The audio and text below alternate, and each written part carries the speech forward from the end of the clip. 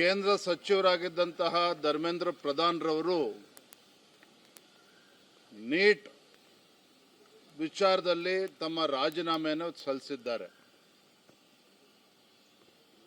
ದೃಶ್ಯ ಮಾಧ್ಯಮಗಳಲ್ಲಿ ಕಾಂಗ್ರೆಸ್ ನಾಯಕರ ಹೇಳಿಕೆಗಳನ್ನು ನಾನು ಗಮನಿಸ್ತಾ ಇದ್ದೇನೆ.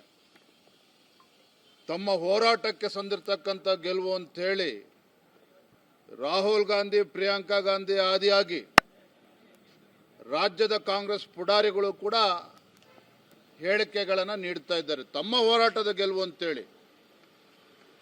ಮತ್ತೊಂದು ಕಡೆ ಇದು ಕಾಂಗ್ರೆಸ್ ಪಕ್ಷದ ಗೆಲುವು ಅಥವಾ ಸಿಜೆಪಿಯ ಗೆಲುವು ಅಂತೇಳಿ ಅದು ಕೂಡ ಚರ್ಚೆ ನಡೀತಾ ಇದೆ ಬೇರೆ ಬೇರೆ ಟಿವಿ ಚಾನೆಲ್ಗಳಲ್ಲಿ.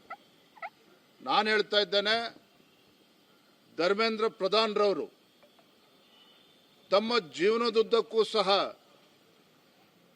ಈ ದೇಶದ ವಿದ್ಯಾರ್ಥಿಗಳ ಧ್ವನಿಯಾಗಿ ಅಖಿಲ ಭಾರತೀಯ ವಿದ್ಯಾರ್ಥಿ ಪರಿಷತ್ ಎಬಿವಿಪಿಯ ಮುಖೇನ ವಿದ್ಯಾರ್ಥಿಗಳ ಧ್ವನಿಯಾಗಿ ಹಲವಾರು ವರ್ಷಗಳಿಂದ ಹೋರಾಟವನ್ನು ಮಾಡ್ಕೊಂಡು ಬಂದಿರತಕ್ಕಂಥವ್ರು.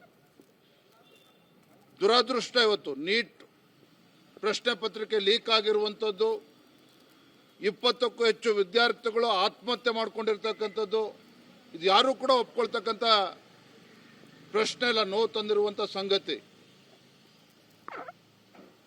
ಆದರೆ ಇಂಥ ಸಂದಿಗ್ಧ ಪರಿಸ್ಥಿತಿಯಲ್ಲಿ ವಿದ್ಯಾರ್ಥಿಗಳು ದೆಹಲಿಯಲ್ಲಿ ಶಾಂತಿಯುತವಾಗಿ ಪ್ರತಿಭಟನೆ ಮಾಡ್ತಾ ಇದ್ದಾರೆ. ವಿದ್ಯಾರ್ಥಿಗಳ ಪ್ರತಿಭಟನೆಯನ್ನ ದುರುಪಯೋಗ ಪಡಿಸಿಕೊಂಡು ತಮ್ಮ ರಾಜಕೀಯ ಬೇಳೆಯನ್ನು ಬೇಯಿಸ್ಕೊಳ್ತಕ್ಕಂಥ ಷಡ್ಯಂತ್ರ ಕುತಂತ್ರಗಳು ನಡೀತಾ ಇದ್ದಾವೆ. ರಾಹುಲ್ ಗಾಂಧಿ, ಕಾಂಗ್ರೆಸ್ ಪಕ್ಷ ತಮ್ಮ ರಾಜಕೀಯ ಭವಿಷ್ಯವನ್ನು ರೂಪಿಸ್ಕೊಳ್ಳೋದಕ್ಕೆ ವಿದ್ಯಾರ್ಥಿಗಳ ಭವಿಷ್ಯದ ಜೊತೆ ಚೆಲ್ಲಾಟ ಆಡ್ತಾ ಇರ್ತಕ್ಕಂಥದ್ದು ಕೂಡ ನಾವು ನೋಡ್ತಾ ಇದ್ದೇವೆ. ಇದರ ಜೊತೆಗೆ ಕೆಲವು ಸಮಾಜಘಾತುಕ ಶಕ್ತಿಗಳು ಕೂಡ ಈ ದೇಶದಲ್ಲಿ ಒಂದು ಅಭದ್ರತೆಯನ್ನು ನಿರ್ಮಾಣ ಮಾಡಬೇಕು, ಈ ದೇಶದಲ್ಲಿ ಒಂದು ಅರಾಜಕತೆ ಸೃಷ್ಟಿ ಮಾಡಬೇಕು. ಇದನ್ನು ನಾನು ಹೇಳ್ತಾ ಇಲ್ಲ, ವಾಂಗ್ಚುಕ್ ಅವರು ತಮ್ಮ ಉಪವಾಸ ಸತ್ಯಾಗ್ರಹದಿಂದ ಹಿಂದೆ ಸರಿಬೇಕಾದ್ರೆ ಇದನ್ನು ಕೂಡ ಅವರು ಹೇಳಿದ್ದಾರೆ.